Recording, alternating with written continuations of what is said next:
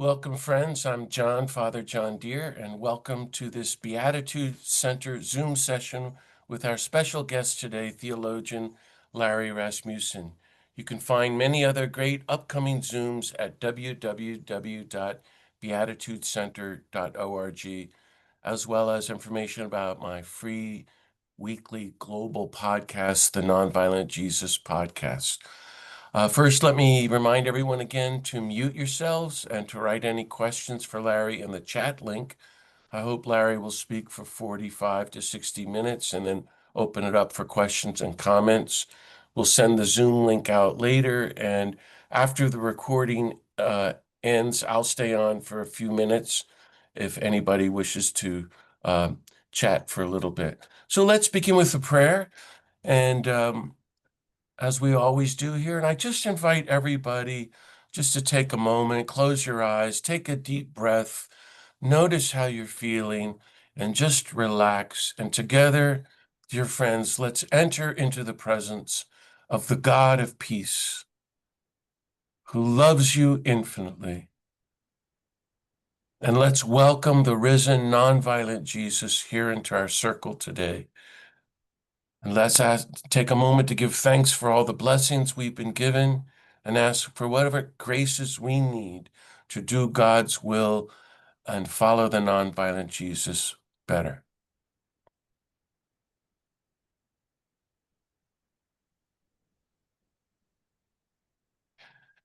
Beloved God, thank you for all the blessings of life, love, and peace that you give us. Be with us now as we reflect together on your call to follow the nonviolent Jesus and the example and witness of Dietrich Bonhoeffer. Bless us, disarm us, heal us, inspire us, enlighten us, and strengthen us to go forward in these times to do what we can to help end violence and war, poverty, injustice, authoritarianism, organized stupidity, fascism, white supremacy, nuclear weapons, and environmental destruction, that we might do your will, that we might become who you created us to be, your holy peacemakers, your beloved sons and daughters. We ask this mighty blessing in Jesus' name. Amen.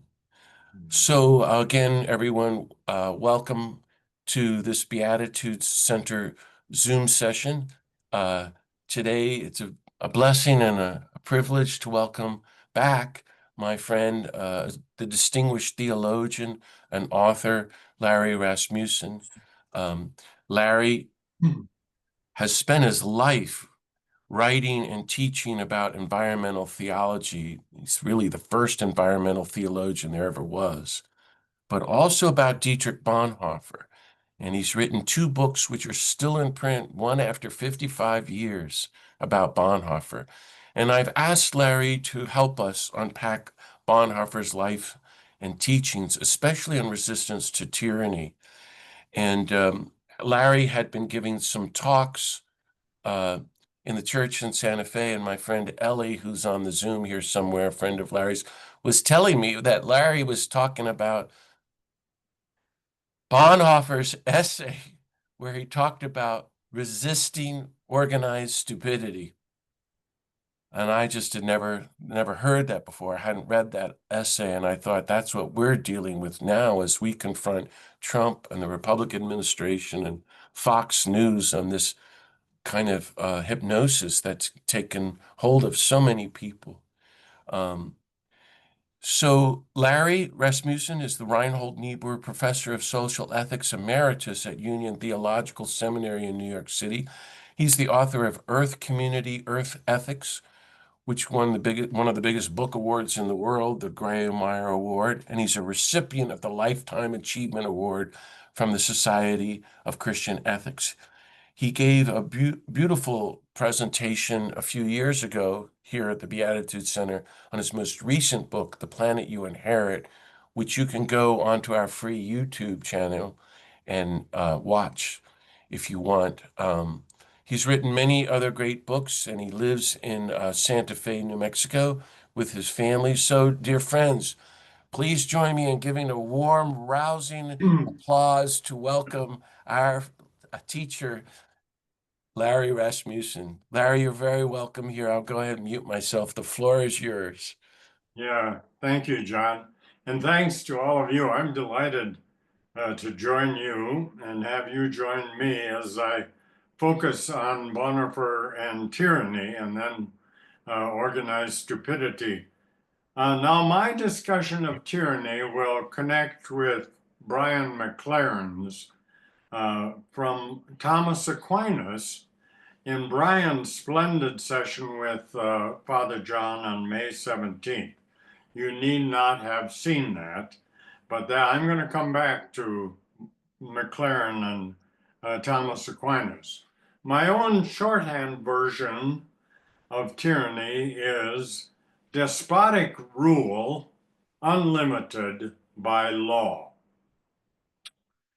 Tyranny substitutes the law of rule for the rule of law in such a way that all power flows from the power of the tyrant.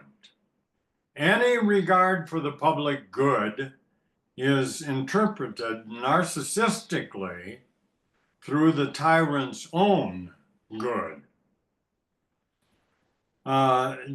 Jamal Bowie's New York Times column makes the connection to President Trump.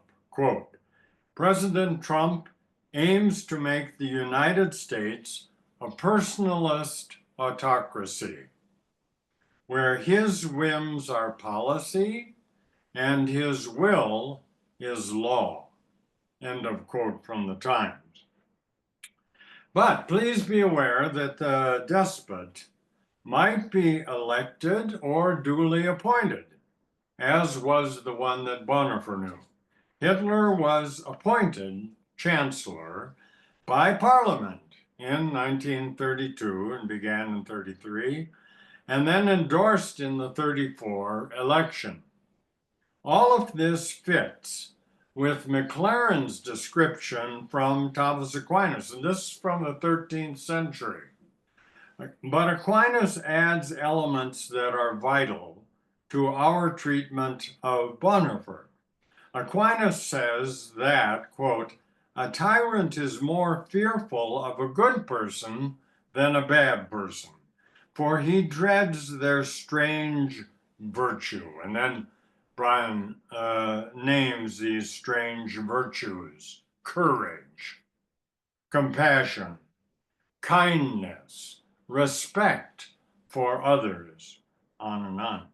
Fearful that these persons of strange virtue grow strong and so stout of heart as no longer to brook the tyrant's wicked despotism, but resolve in companionship with one another to enjoy the fruits of peace. I'm quoting Aquinas. A tyrant is constrained to destroy good people's confidence in one another, lest they gather together to throw off his yoke, end quote. Well, but continuing, Aquinas says that while the tyrant oppresses the bodies of his subjects, what is more damnable is that he threatens their spiritual growth. And you're going to hear about this from Bonhoeffer instead. For the tyrant is set on his own power, not their progress, the people's. He's skeptical of their dignity, that they will prejudice his own iniquitous domination. So he encourages dissension and litigation. Security is banished and everything is uncertain when everyone is cut off from the law. End of Aquinas. That's Aquinas, and suffice it to say that Bonhoeffer and his co-resistors were persons of this strange virtue, and Hitler dug deep to keep them from having an audience. And maybe you know that modern propaganda, disinformation, lots of lies, scapegoating, sowing dissension and distrust was systemically perfected by the Nazis, led by Goebbels. The idea was to render everything uncertain and destroy good people's confidence in one another, lest they, to quote Aquinas, gather together to throw off the yoke of the despot. Now, Bonhoeffer's essay on lessons learned fighting fascism, entitled After 10 Years, includes mention of this uncertainty and this banished security, as well as the confusion, dissension, and lawlessness that Aquinas mentioned, though Bonhoeffer does not draw on Aquinas. I will cite only two paragraphs whose titles give them away from this essay, about 10 years of fighting fascism. One paragraph is entitled, Without Ground Under Our Feet. Its first sentence is this: have there ever been people in history who in their time, like us, had so little ground under their feet? People to whom every possible alternative open to them at the time appeared equally unbearable, senseless, and contrary to life. End of quote. Well, he actually finishes by saying, yes, there have been. Probably people living at times of any great historical turning points felt similarly. His next paragraph is entitled, Who Stands Firm? And it begins, quote, the great masquerade of evil has thrown all ethical concepts into confusion. That evil should appear in the form of light, good deeds, historical necessity, social justice is absolutely bewildering for one coming from the world of ethical concepts that we have received. For the Christian who lives by the Bible, it's the very confirmation of the abysmal wickedness of evil. End of quote. And then Bonhoeffer pens a classic little essay in Modern Christian Ethics. It lists all the going moral options that the resistors knew and the failure of every single one of them to counter the evil of the day. I will only list them. These failed moralities were the ethics of reason, the failure of conscience, the failure of duty, the failure of individual freedom, and the failure of the ethics of virtue. This material has never gotten the attention it deserved, and now we in the Trump era discover that our moral options don't seem solid enough, at least not yet, to throw off the yoke of the despot. We'll hear more when we get to our second topic, organized stupidity. Meanwhile, Trump says in classic despotic fashion and echoing Napoleon, though I don't think he knew he was quoting Napoleon, the one who would save his nation cannot violate the law. That is, the law of for the law of rule, anything goes. That's tyranny, and Thomas Jefferson warned us about tyranny in the Declaration of Independence. Now let me turn to Timothy Snyder's best-selling book on tyranny, 20 Lessons from the 20th Century. But I preface it with a description of the ideological structure of fascism, whether that's Bonhoeffer's German fascism or Armaga ranks or Putin's fascism. The following elements comprise the common elements across varieties of fascism. There's always a mythic past. And in Germany, it was Aryan racial superiority. By us, it might be white privilege and superiority. There's always propaganda, the big lie, failed elections there, rigged elections. There's victimhood, a nation is under siege. There's anti-intellectualism. There's isolationism or xenophobia. There's the unreality of conspiracy theories. There are replacement theories. Jews will replace us. There's sexual anxiety, which is inevitably countered with patriarchy and a reassertion of masculinity. There's dehumanization, meaning demeaning of the other.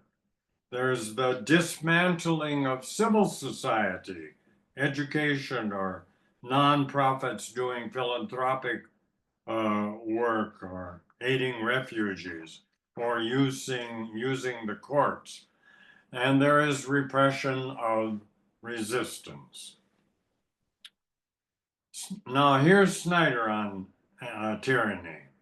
Snyder defines tyranny as the usurpation of power by a single individual or group, or, and this is an important addition, not in the other definitions, the circumvention of law by rulers for their own benefit. So it might be a group effort. And Snyder's very first of the 20 lessons of 20th century tyranny is, quote, do not obey in advance, end quote.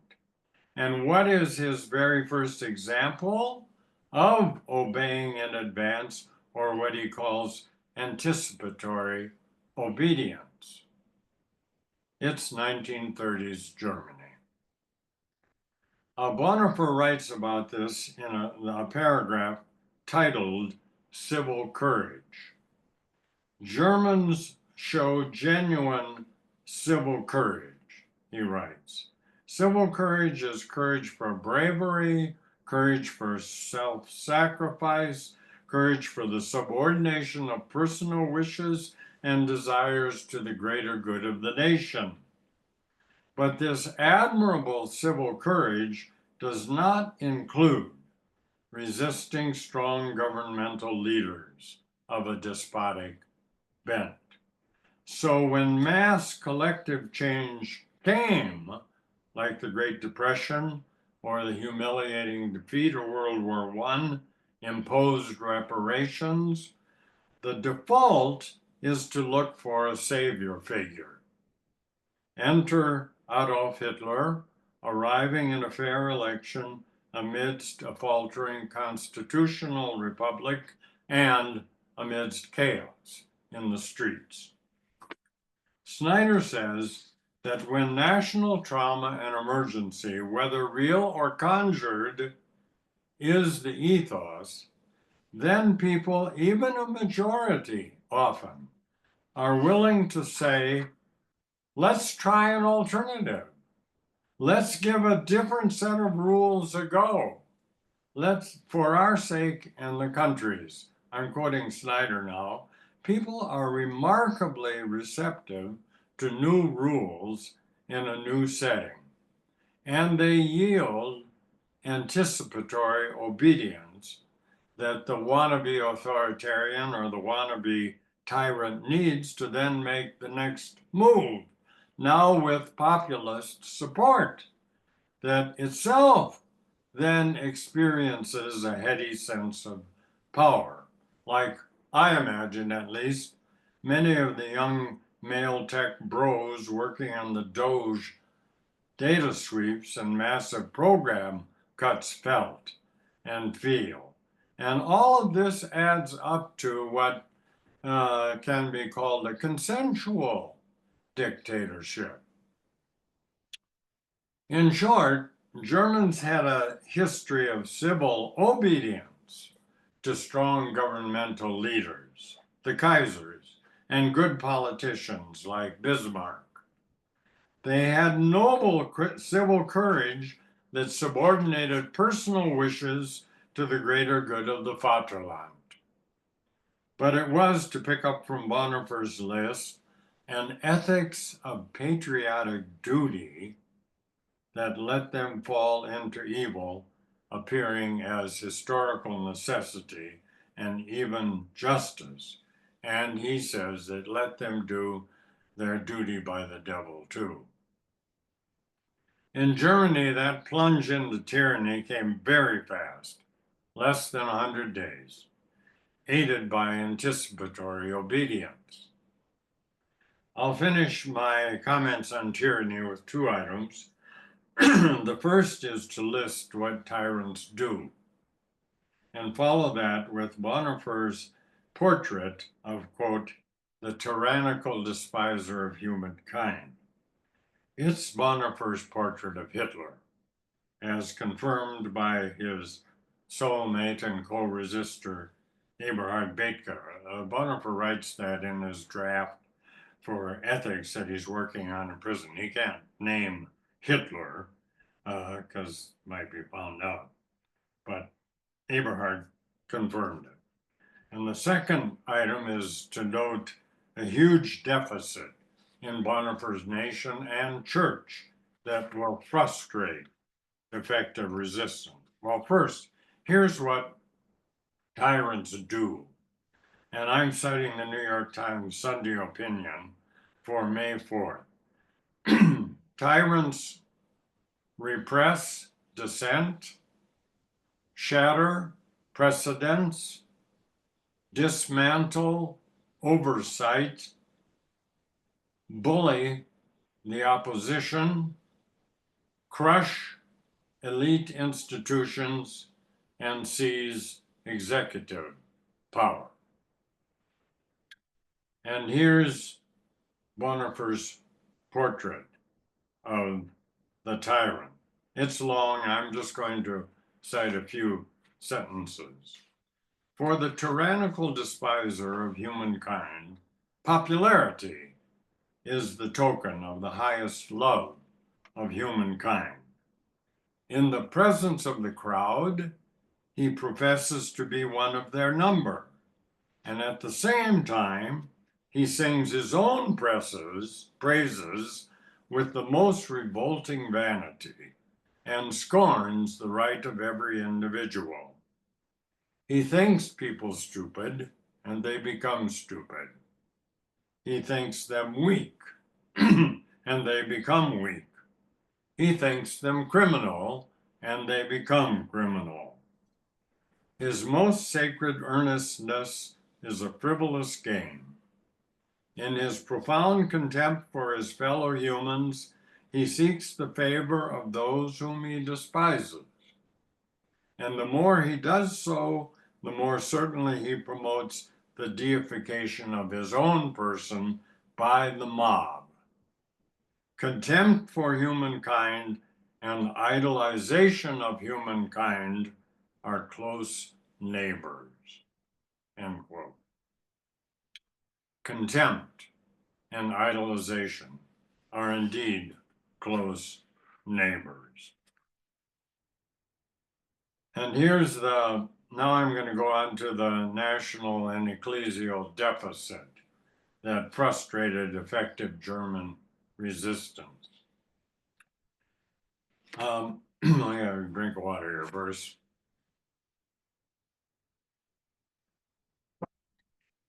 Christian and civic formation both, and teaching, does not include in Germany either pacifism or what's called just war or just revolution theory, much less justifiable tyrannicide.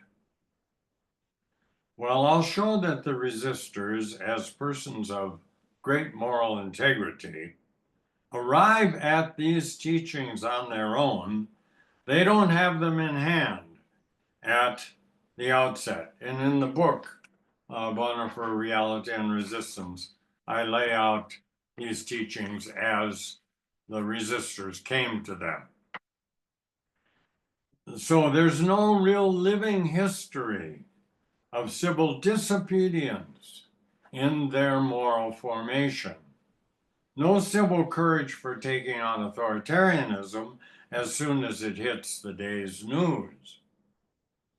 There are, of course, instances of heroic individual conscience, instances of what Bonhoeffer called the ethics of conscience. And the tyrants will have no such strange virtue on the part of those good persons either, who, on the grounds of conscience, refuse allegiance to the regime. Franz Jägerstätter is beheaded because he refuses to join a German army that he considers satanic. And Paul Schneider, a pastor Bonhoeffer knew, is tortured to death in Buchenwald because he refuses to use Nazi slogans and symbols. Bonhoeffer comes to Union Seminary in the summer of 1939 as a way to avoid what, in good conscience, he cannot tolerate, namely, serving in Hitler's army. But these are isolated acts of Christian conscience. They are not the stuff of any movement politics of mass resistance, such as we know from, say, the 50s and 60s civil rights campaigns or two waves of feminism. In short, public civil disobedience, mass public civil disobedience approaches zero in Germany. Now let me go to Father John's other category, Bonhoeffer's paragraph titled On Stupidity. That paragraph has gotten around of late. In the New York Times Sunday piece on American stupidity, David Brooks, in fact, cites Bonhoeffer 3 times. I won't read you those, but I will cite Brooks from his more recent discussion of American stupidity on May 4th. That's titled A Group Chat of Ineptitude. There, Brooks said, if you create an organization in which everybody has to flatter the ruling narcissist, then stupidity will be the result. If you appoint TV hosts to key government positions, then stupidity will be the result. If you ignore expert opinion, left, right, and center, on tariffs, constitutional safeguards, policy toward Ukraine, and what much else, then stupidity will be the result.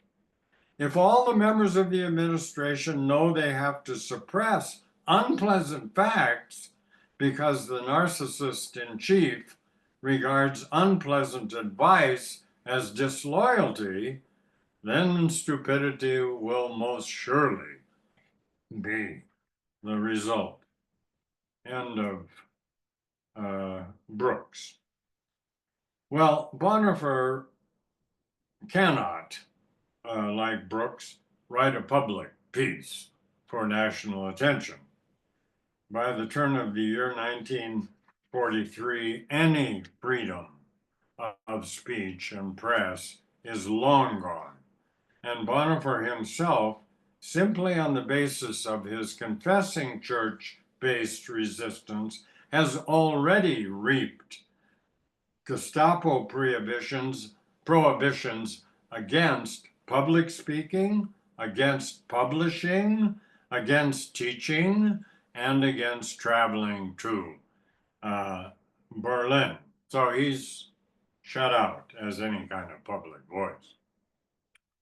The Gestapo has also shut down the illegal seminary of the Confessing Church that he has led. So he no longer has the work he loved more than any that he had undertaken in either the university or the parish. Now let me share, however, Bonhoeffer on stupidity. And that's in that essay on the lessons learned fighting fascism, 10 years. It's not a long uh, piece.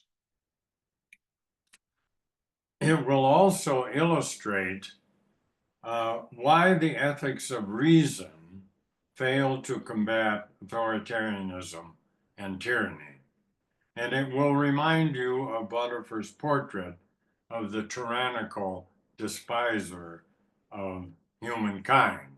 If the tyrannical despiser thinks a group of people criminal, they become criminal. Thinks them stupid, they become stupid. Okay, on stupidity. Stupidity is a more dangerous enemy of the good than malice. One may protest against evil. It can be exposed and, if need be, prevented by use of force. Evil always carries within itself the germ of its own subversion, in that it leaves behind at least a sense of unease in human beings. Against stupidity, we are defenseless. Neither protest nor the use of force accomplish anything here. Reason falls on deaf ears. Facts that contradict one's prejudgment simply need not be believed. In such moments, the stupid person even becomes critical. And when facts are irrefutable, they are just pushed against as inconsequential, as incidental. In all this, the stupid person, in contrast to the malicious one, is utterly self satisfied and, being easily irritated, becomes dangerous by going on the attack. For that reason, greater caution is called for when dealing with a stupid person than with a malicious one. Never again will we try to persuade the stupid person with reasons, for it is senseless and dangerous. If you want to know how to get the better of stupidity, we must seek to understand its nature. This much is certain, that in essence it is not an intellectual defect, but a human one. There are human beings who are of remarkably agile intellect, yet stupid, and others who are intellectually quite dull, yet anything but stupid. We discover this to our surprise in particular situations. The impression one gains is not so much that stupidity is a congenital defect, but that under certain circumstances, people are made stupid, or they allow this to happen to them. We note further that people who have isolated themselves from others, or who live in solitude, manifest this defect less frequently than groups or individuals inclined or condemned to sociability. And so it would seem that stupidity is perhaps less a psychological problem than a sociological problem. It is a particular form of the impact of historical circumstances on human beings, a psychological component of certain external conditions. Upon closer observation, it becomes apparent that every strong upsurge of power in the public sphere, be it of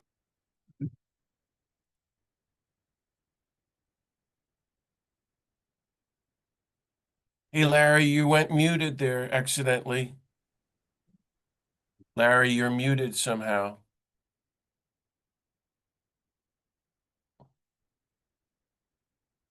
Maybe Ruthann can help unmute you. I don't know what happened there. okay, I should be back. There you are. You're back. All right, Go all back right, a minute ago. I was all right. Um, it's stupidity is less a psychological problem than a sociological one. Mhm. Particular form of the impact of historical circumstances on human beings, psychological component of certain external conditions. Upon closer observation, it becomes apparent that every strong upsurge of power in the public sphere, be it of a political or a religious nature, infects a large part of humankind with stupidity. So I'm gonna leave it uh, at that. There's more. Um,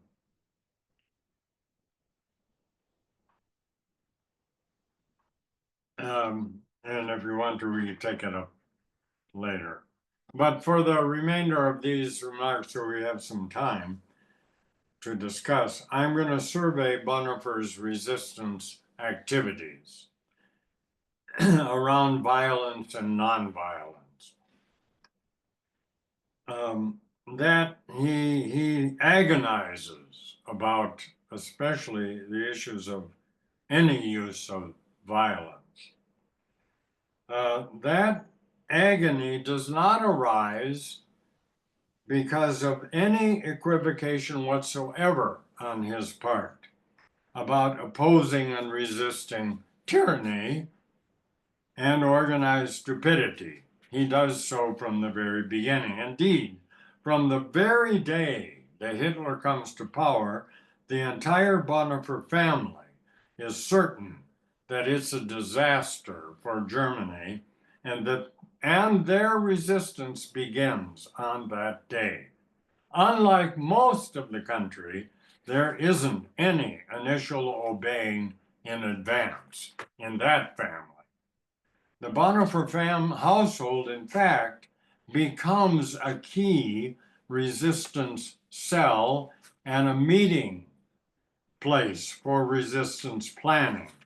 And there's an amusing side to this story in that when the Gestapo forbade Dietrich from not only speaking and publishing, but travel from Finkenwalde and East Prussia, their supposedly generous humanity allowed only one exception.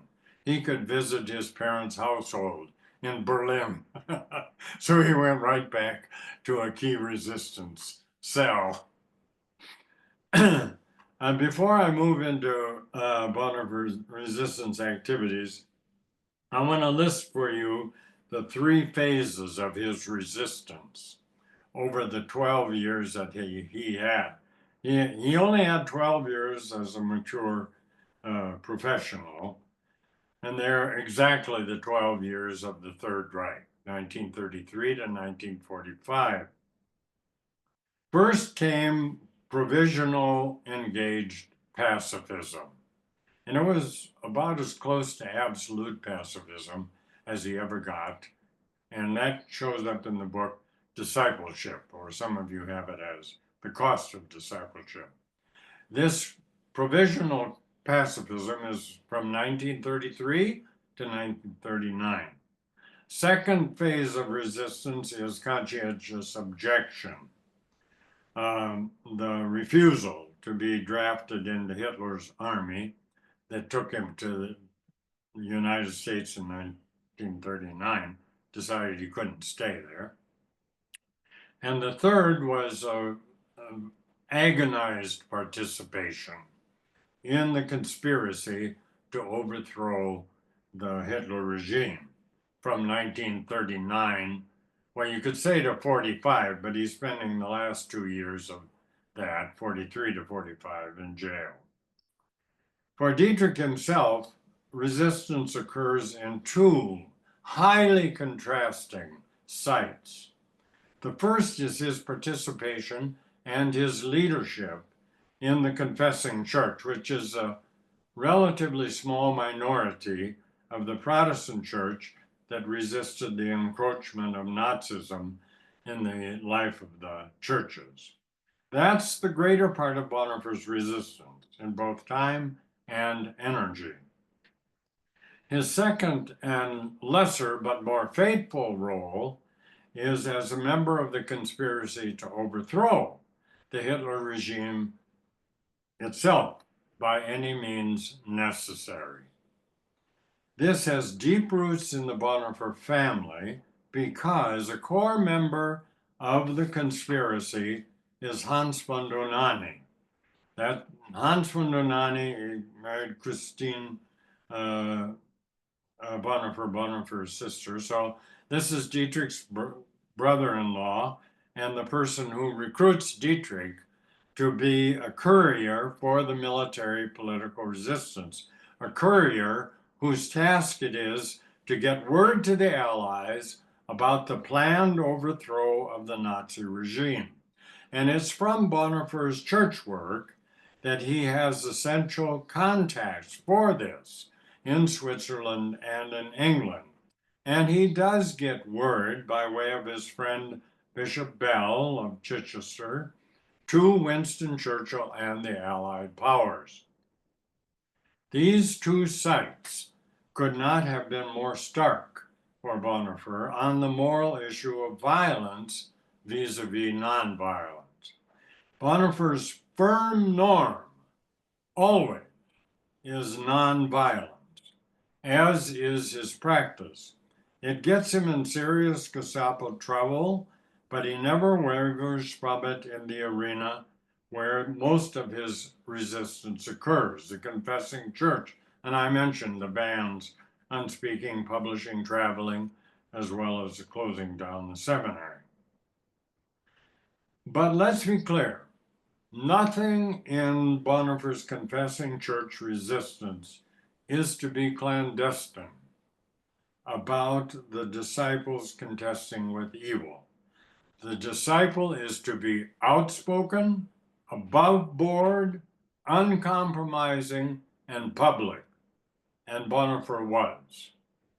In the very next month after Hitler came to power, Bonhoeffer was on the radio with an address that tried to explain why the younger generation was attracted to a strong, charismatic leader.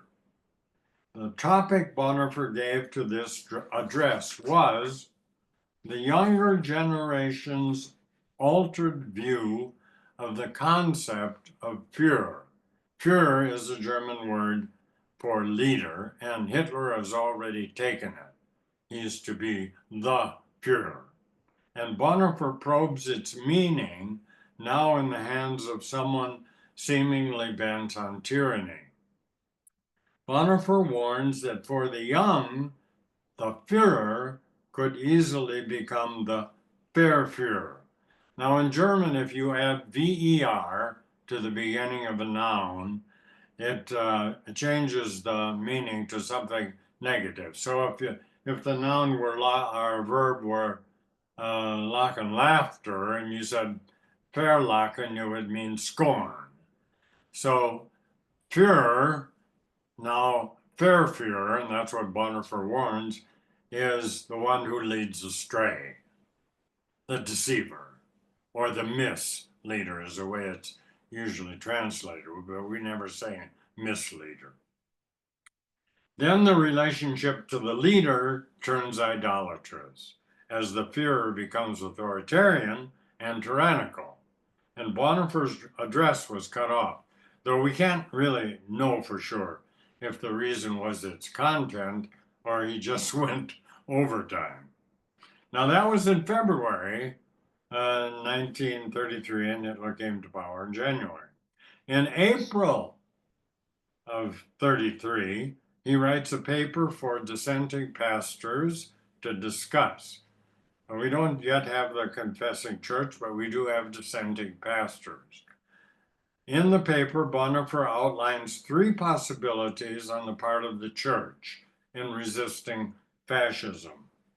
One, to be the conscience, the voice of conscience to the state. And we heard that in this country, and the voice from Episcopal Bishop Rudy in the Washington Cathedral on the day after Trump and Vance were inaugurated. Two, second line of resistance, attend the victims of state injustice, whoever they are. And 3, shove a monkey wrench into the workings of the unjust state to bring it to a grinding halt. So you see, Bonhoeffer is already imagining, at least in spring 1933, the possibility of working to overthrow the fascist regime. And in the years ahead, he in fact himself participates in all 3 of those possible courses of action. Now, it's helpful to know what Bonhoeffer's theology already is at this time. It's called a theology of sociality, or a theology of relationality and contextuality. He's a Christ-centered thinker, and the simplest version of Bonhoeffer's theology is simply this: Christ exists as community. So his question is always the same one. It's the same one from the book Discipleship on through the prison letters. The question is, who is Jesus Christ for us today? Not yesterday, not tomorrow, but here and now, where and as we find ourselves. Who is Jesus Christ for us today? Bonhoeffer hated abstraction, and he always sought to discern the will of God in the concrete relationships and contexts of existing history and community. He even says God is only God today in this here and now. And of course, communities vary widely, as do their circumstances, their histories, their choices, and their context. I pass this along because it means that his contextual relational theology has to be open as a matter of method to the possibility that when evil has triumphed systemically, think of the Jews and the final solution, and when all of the choices for stopping that evil are choices between greater and lesser evils, then the possibility might arise for overthrow of the tyrant by any means necessary. But for Bonhoeffer, this can only be, and he says this, the last of the last resorts. And its only purpose, its only justification, if you will, can be so that you can return to conditions where the moral norm of nonviolence can again be the governing norm, and the norm for governing norm, for governing. The only purpose for such a last resort is to move from the arbitrary law of tyrannical rule to the rule of law. The goal is, to cite Bonhoeffer again, quote, peace and justice, or actually Christ himself. It's an interesting collapse. Peace and justice, or actually Christ. Okay, let's go quickly from that 1933 paper and its 3 courses of responsibility to Bonhoeffer's church actions. I've mentioned public addresses, publishing, and teaching, but we have to add others that he was engaged with.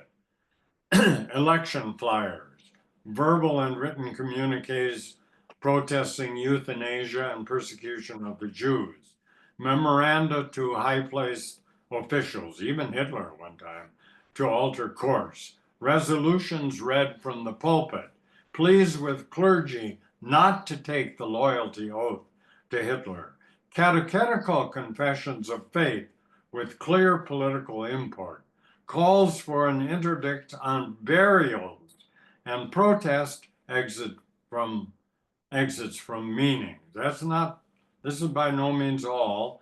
And one of the most interesting ones comes when Bonhoeffer leaves Germany to become pastor to German expats in the greater London area. There are very strong sermons of protest and resistance from him from London, and there are these cultivated relationships, especially with Bishop Bell, Bishop of Chichester, whom Bonhoeffer informs consistently of resistance in Germany. And furthermore, here's a new track that opens up for him for resistance. Bonhoeffer is engaged with the Churches of the World Alliance, a predecessor to the World Council of Churches, and he becomes a youth secretary for Europe. This takes him to numerous meetings across Europe to foster solidarity with the confessing church, and it leads him to urge the calling of an official church council, official like the Council of Trent, big time official church council. This ecumenical council would declare solidarity of all the churches for peace and would issue a call to the nations to lay down arms. As part of this campaign, Bonhoeffer gives a very strong peace address at an ecumenical meeting that calls for disarmament. Included is this sentence, quote, Christians may not use weapons against one another because they know that in so doing, they are aiming these weapons at Christ himself. Don't forget this theology. Christ exists as community. I'm not going to list more activities from this London stay, only note that it strengthens his resolve to go to India and learn nonviolent practice from Gandhi. Through an English friend, Charles Andrews, he gets that invitation. But just when then the call comes from Germany to lead one of the illegal seminaries of the Confessing Church at Finkenwalde, that postpones India for Bonhoeffer. But you should view Finkenwalde as a chapter in resistance too, and a work toward peace and justice, his goal. Bonhoeffer's Sermon on the Mount Pacifism is core at Finkenwalde, and it takes the form of creating a quasi-monastic community for building up the Protestant church in Germany after the demise of the poisonous German Christian nationalism of the German Christians. They call themselves the German Christians, Deutsche Christen. Resistance here in Finkenwalde means planting the seeds of the future. In this case, by shaping theological education and the Finkenwalde students themselves for that future. If we have time, I'll share some of the practices of Finkenwalde. I'll close this section on church resistance with a little story. Jim Cone, of blessed memory and father of Black theology, and I were readers for the master's thesis of a Union student, Raphael Warnock, who's presently a U.S. Senator from Georgia and the head pastor of Ebenezer Baptist Church in Atlanta, the church of both Daddy King and Martin Luther King Jr. Raphael's thesis title was The Activist Ecclesiologies of Dietrich Bonhoeffer and Martin Luther King Jr. Activist ecclesiology is exactly right for Bonhoeffer's time and energy and attention from 1933 to 1939. But how serious is Bonhoeffer about nonviolence as both personal and community practice? Unlike other Germans that I know of, Bonhoeffer wants to live in Gandhi's ashram so as to learn the arts of nonviolence as the way of proper Christian discipleship itself. And his dream is to bring nonviolent practice back to Germany for appropriation by the confessing church. And here's an amusing footnote. The church I belonged to, and Nyla and I belonged to in Manhattan, had a weekend event on Bonhoeffer that got a little bit of notice in the New York Times. And my name was in the little article. And a few days later, I received a call from the archivist of the Gandhi papers. Would I be interested in seeing Gandhi's reply to Bonhoeffer's request to live in the ashram? Well, of course. And soon a copy arrived in the mail. And Gandhi writes to Bonhoeffer, "You are most welcome to come and live like everyone else in the ashram, but you should know a couple of things in advance. We may or may not meet, as I seem to be spending a lot of time in jail these days. And second, you may or may not find the food tolerable." Oh, lovely.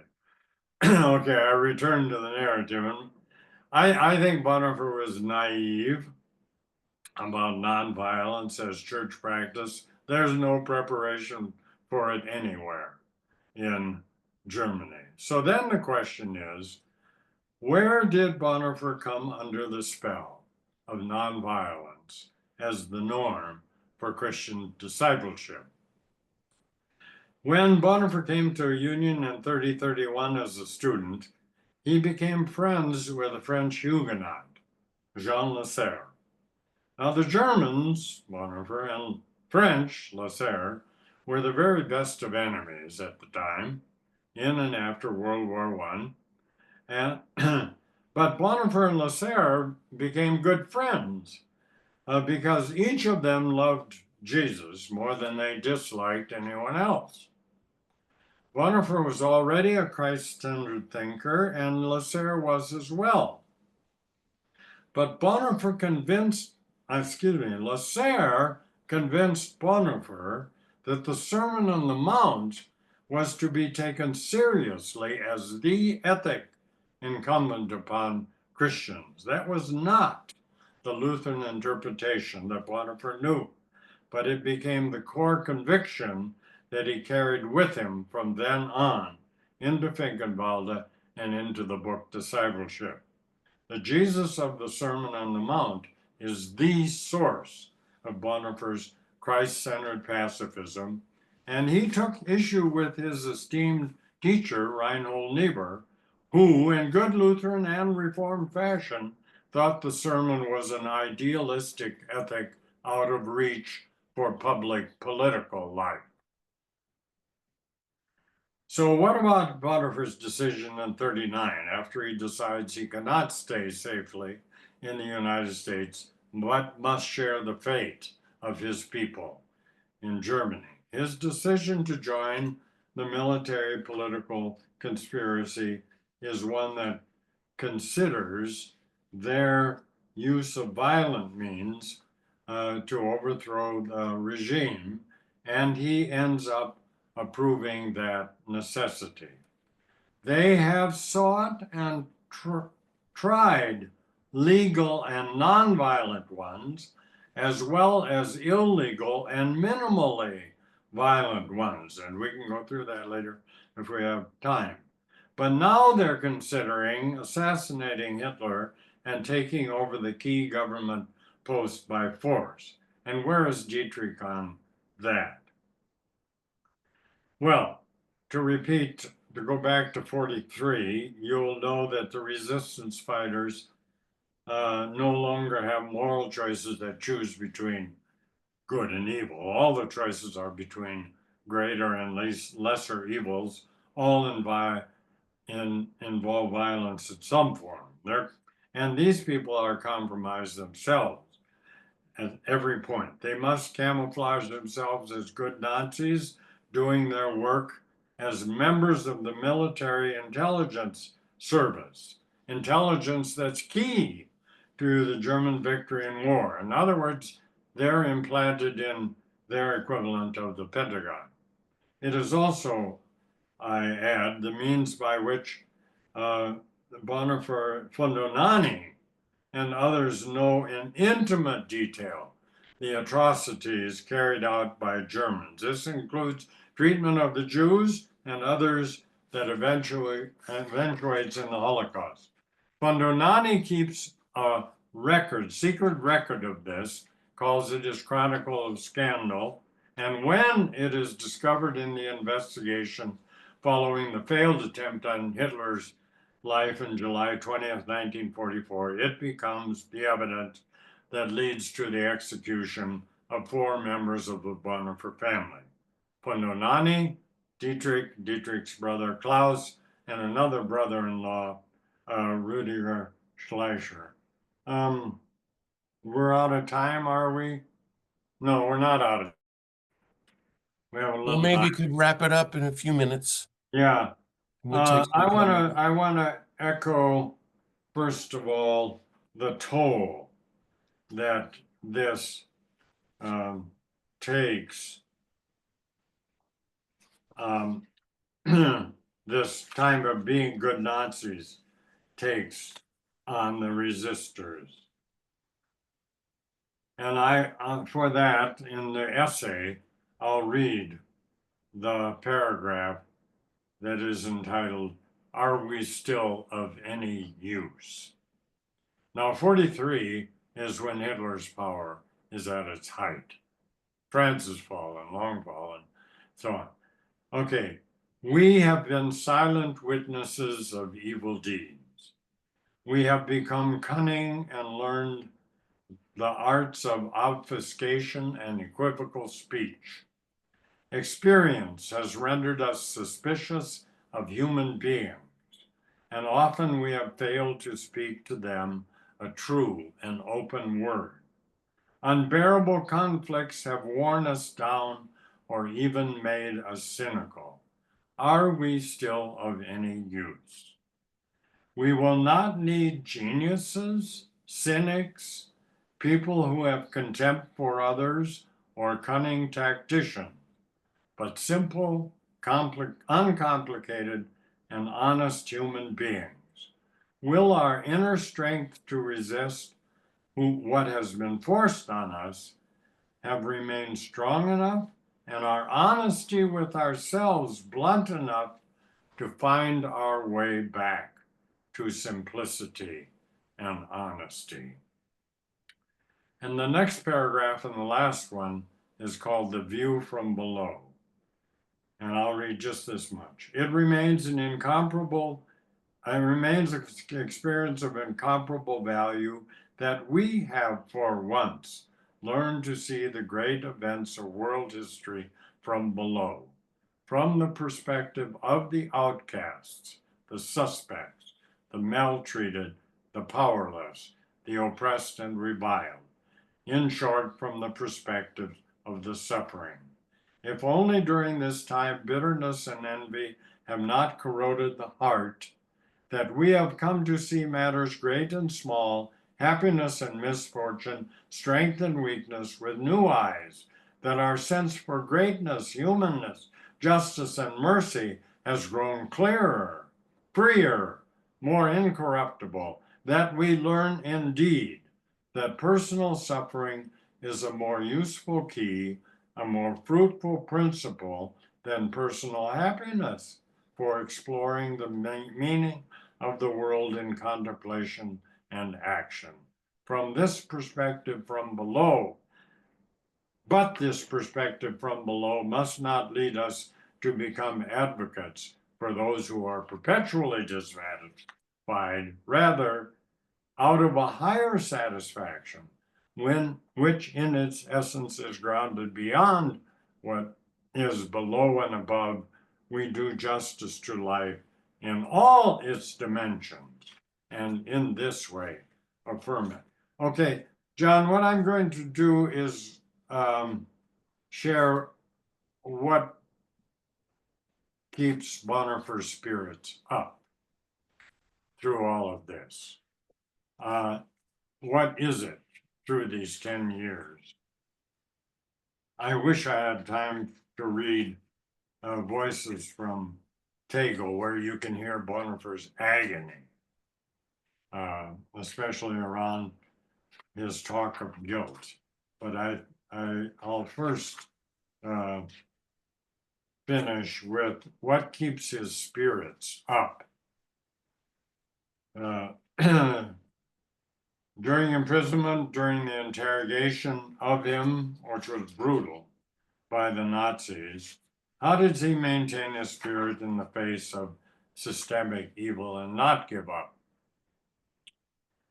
How does he hold out? What nurtures his spirit so that he can even say, as he did in a baptismal sermon from prison, that he was grateful to have lived, even in such a time as this? At least these come to mind, and I haven't gone through the corpus, so this is not complete. One thing is just relentless honesty that admits the toll taken. And I just read to you, are we still of any use? You heard the spiritual cost of playing Nazis. Secondly, learning from this experience, and I read from you The View from Below, and I could have read a couple more lines. Death will not take us by surprise now. So there is a reckoning with his own death. Third, finding meaningful activity that isn't only resistance. Now, it might be a hobby. I'll tell you, my own, I'm writing letters to our grandkids. Bonhoeffer is working on understanding of Christian responsibility for the post-war years, whether he sees them or not. That gets published posthumously as the book Ethics, even though he never finished it.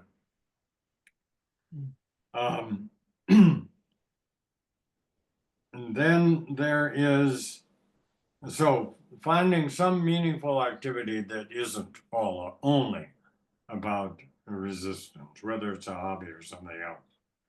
And then there is nurturing the spirit.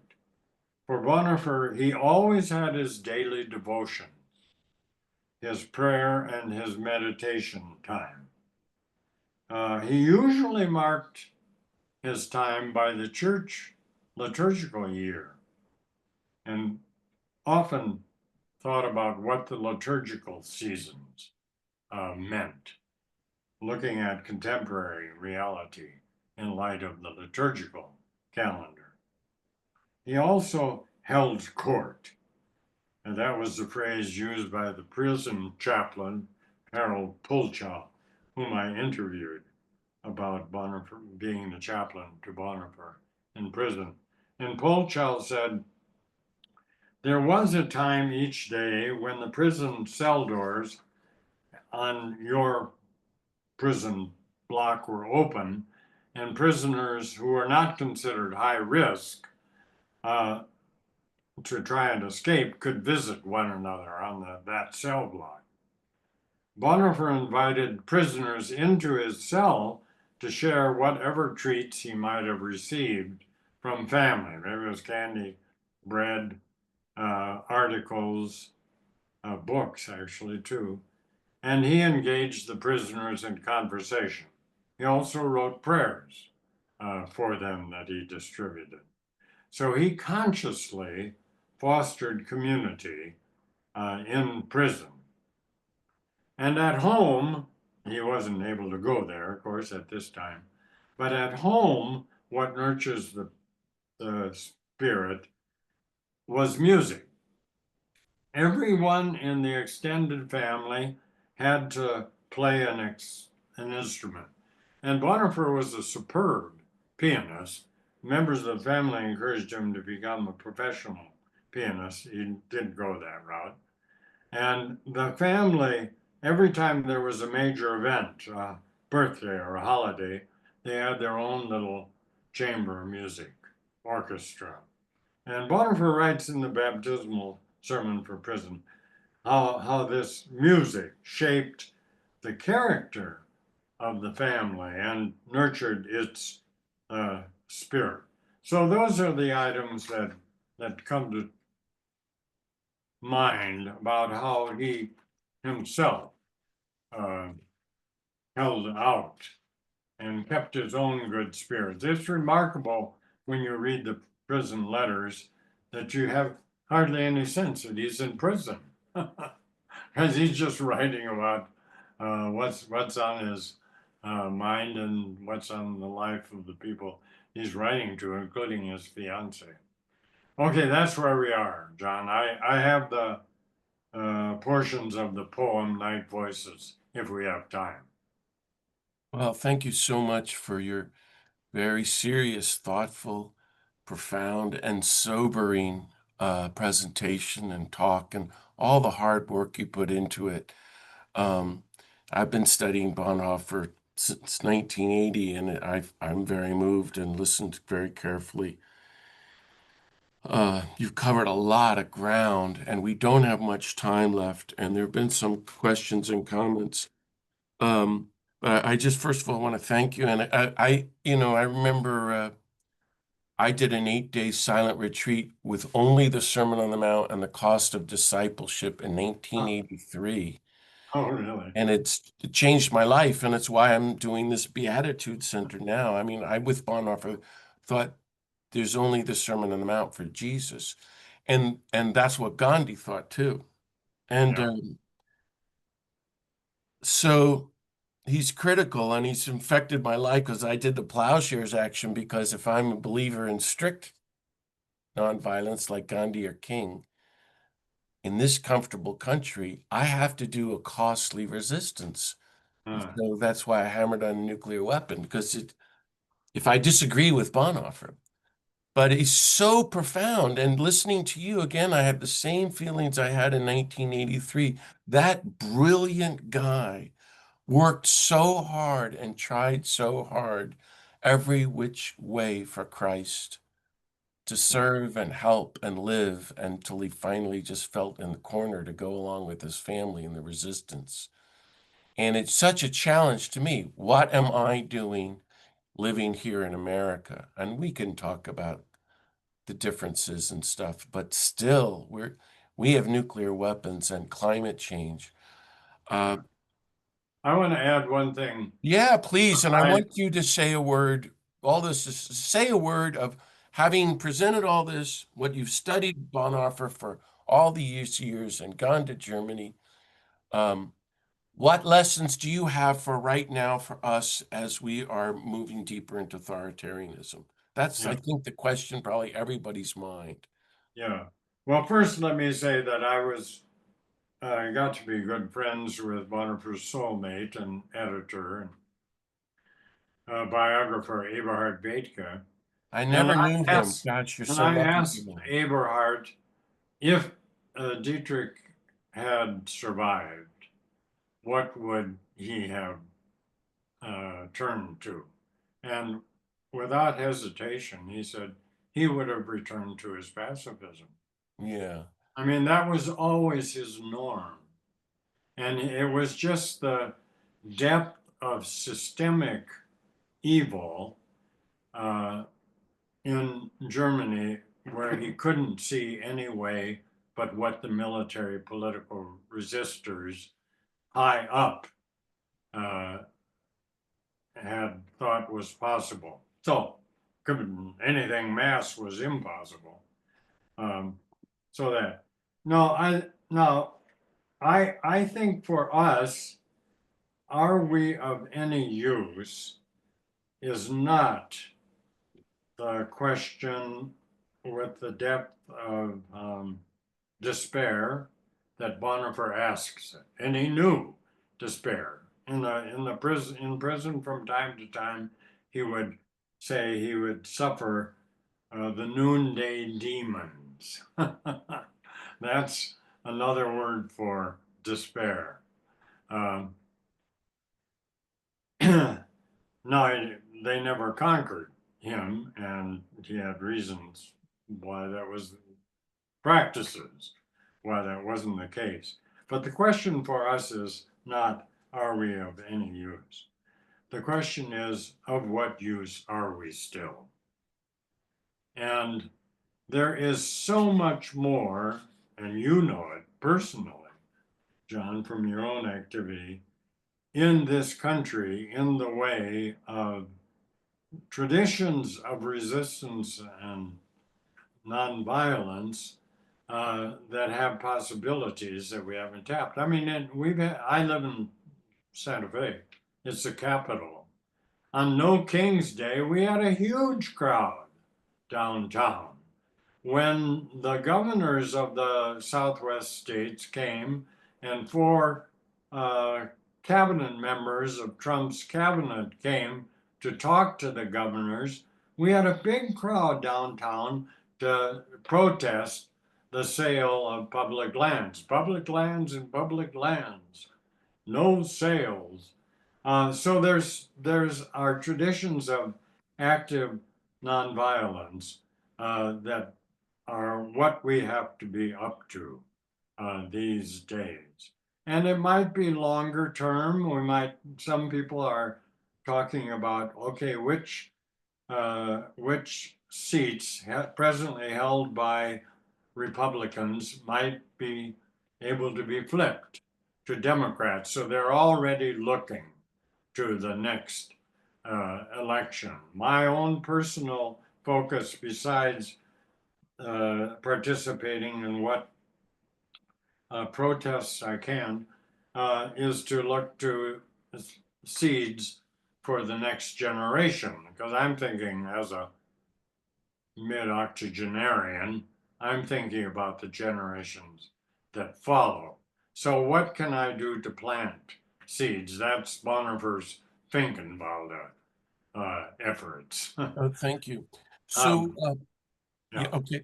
So we just have a few minutes left. You had a question early on from John Jerpe about Christian nationalism. yeah, And I wondered if you could say a word about all of that. You talked a little bit about Bonhoeffer's theology of Christ, yeah, but say, not that much you didn't say about the confessing church, and we could go on for the rest of our lives unpacking all of this. yeah, But here we are again with so many of the churches across the board yeah, really just serving the Republican Party. And that's yeah, where we get into this idolatry of Christian nationalism. Meanwhile, the Sermon on the Mount still stands. It's yeah, the Word yeah. of God Well, lives on. So, what are your thoughts about our predicament today in light of Bonhoeffer's efforts? Bonhoeffer immediately faced uh, Christian nationalism as the um, ideology of the vast majority in the Protestant church. And they, like I said, they called themselves Deutsche Christen, German Christians, and the swastika was in the sanctuary and not just outside it. Eberhard Bethke, when he came to the United States and preached at the National Cathedral, mounted the pulpit in the Washington Cathedral, and the first thing he did, Eberhard was a very humble, soft spoken man. He pointed to the American flag in the Washington Cathedral and he said, "That flag should not be here." He's And absolutely right. Yeah. so, but that was Bonhoeffer's reality, is Christian nationalism. And the reason why Bonhoeffer is looking for a quasi-monastic community at Finkenwalde is because the culture in the Protestant church is so dominantly nationalistic. Uh, that's what gave Hitler anticipatory obedience. Now, we have that. And did you hear in the paragraph on stupidity that whenever there's a surge of power, there is both political and religious response to it. So there's more Christian nationalism. And actually, the voting is higher among Christian nationalists for the Republican Party and for the Republican candidate than it is for non-affiliated um, persons. It's, but on the other hand, there are more people critical of Christian nationalism. So I think that's why we have more possibilities. We have possibilities Bonhoeffer didn't have at All all. right. Yeah, so I hear you saying, we have a strong legacy of, especially with Dr. King, of grassroots movements of active nonviolence and resistance. Number one, we all can really put our energies in that. That's a Yeah. response to the witness and suffering of Bonhoeffer. And number two, um, I suppose just continue to turn to this Jesus and the Sermon on the Mount, and by the way, and resistance, but do what we can to affect the church, as Bonhoeffer tried. By the way, Larry, the Catholic Church was completely changing toward Christian nationalism, and I have a picture of all the bishops and cardinals of Germany in 1943 holding champagne in full robes and gold crosses, wearing swastikas and with Hitler in the center, toasting Hitler, and they're all laughing. Uh, And that was the norm, although I know that 87 Jesuit priests were assassinated by yeah. Hitler. Well, when Hitler came to power, in his inaugural address, he said, "This nation is built on Christian principles." It's And that brilliant because, now and he abandoned that. He abandoned that before too long, but that's where he started, and he got a lot of response on the part of Catholics and Protestants for yeah, it. so I want to call on Bill Kellerman. If you're still there, Bill, somewhere, go ahead and unmute yourself and say hello. I presume you know Bill, Larry? I only know him by reputation. I have appreciated his writings these many decades. Okay, so Bill has done Zooms with me before. He's a close friend with me of Dan Berrigan, and took classes with Dan at Union in the 70s, and has done a Oh, lot yeah. of writing about his friend Stringfellow, and Right. knows a lot Right. about That's Bonn. I right. just wanted to ask Bill to respond to Larry and any thoughts you'd had or reactions or your own reflections that might be helpful for our listeners today, Bill. Oh, geez. Thank you so much, Larry.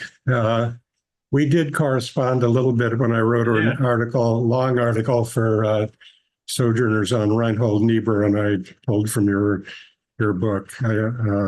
That's which I so much appreciate. There's so many things I would want to respond to.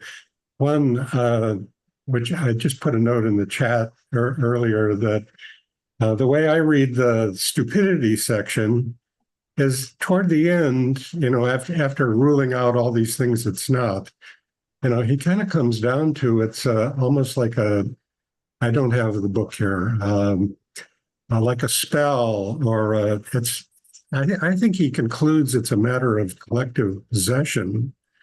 And to Possession me, as in demonic? yeah, that it's a spell that people are under, right? I can't Yes. remember the language exactly, but uh, he's sort of moving really toward collective possession, which I think is truly accurate, and I think that has implications for how we go about resistance. We need exercising um, things, actions, and confessing church statements can be an element of that. I also wanted to put in a word for Jagerstatter. You mentioned him, and here's a guy who's executed in complete obscurity. Gordon Zahn discovers him, writes it up in a book in Solitary Witness. That book falls into first Robert Ellsberg's hands, and he gives it to his father, Dan, right at the time that Daniel Ellsberg is considering releasing the Pentagon Papers. And there are a number of things that figure into that decision, but Jagerstatter influenced the publication of the Pentagon Papers. So I just wanted on the isolated individual, pointless, obscure actions of conscience having a mysterious providence in history. I want to hold that up. And and you could say the publication of the Pentagon Papers were one of the things that led to the ending of the war. So that's a huge impact for an obscure action. Anyway, thank you again so much. I think I'm going to write you a letter. Good. I look forward to it. Yeah, I want to quickly respond. What you say about Jägerstätter, we don't know how these things will play out in the providence of God in the course of history. But what you say about Jägerstätter is also true about Bonhoeffer. Bonhoeffer was an unknown. He was not well known. I mean, and look what an impact that life has had too. So you don't know. And back to your comment on stupidity about kind of coming under a spell. In the paragraph on stupidity, I didn't read this far. Having thus become a mindless tool, the stupid person will also be capable of any evil and at the same time incapable of seeing that it is evil. This is where the danger of diabolical misuse lurks, for it is this that once and for all can destroy human beings. And then Bonhoeffer in the next paragraph says, we have to come to terms with the fact that in most cases, a genuine internal liberation becomes possible only when external liberation has preceded it. You know, Bonhoeffer prayed for the defeat of his country. Now, who does that? And he does that as a patriot because he does not see the liberation of Germans coming from within, within Germany. It'll have to be an external liberation. He actually says something close to that in Cost of Discipleship, too. Yes. Well, Larry, I guess our time is up. So I just want to say on behalf of everybody, a very deep thank you and a profound thank you for your thoughtful, powerful presentation. It's very, very helpful and serious. And as Bill said, it's overwhelming and hard to take it all in. I invite people as we go forward after Larry's presentation to really go back and look at the life of what I'm calling the nonviolent Jesus and see in light of what we're dealing with in our time today, where is God today? Where is the nonviolent Jesus in our lives? And how are we going to follow him? As Bonhoeffer said, even unto costly grace, not cheap grace. Or as Dan Berrigan interpreted, costly peacemaking, not cheap peacemaking, costly nonviolence, not cheap nonviolence. So that's what I hear Larry inviting all of us to. It's such a very hard question, but I'm especially grateful for your systematic analysis of tyranny and fascism, which you helped us with, and then the way Bonhoeffer talks about not even being able to recognize evil.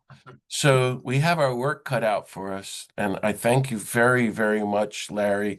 So friends, please join me in a big round of applause for our teacher, Larry Rasmussen. Yeah. And you can go get Larry's books and No, what you should do is go and get Bonhoeffer's letters and papers from prison and read the poem Night Voices okay. to get at the struggle that is going on with Bonhoeffer over these questions of violence and nonviolence. The poetry in general is worth a read, all of it.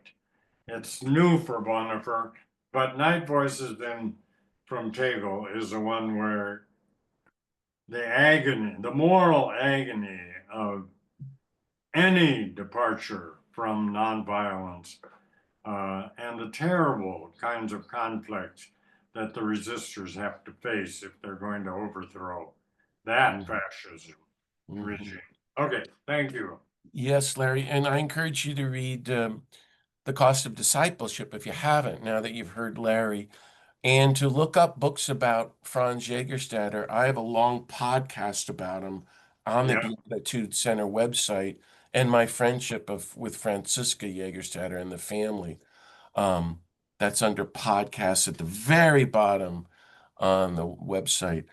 I wanted just to announce my few commercial announcements. Our next program is with the scripture scholar Wes Howard Brook, who was here earlier. Wes, I don't know if you've studied him, Larry and Bill, but I don't know this, him. you haven't? No, This I is like haven't. a 1,000-page book explaining the entire Bible.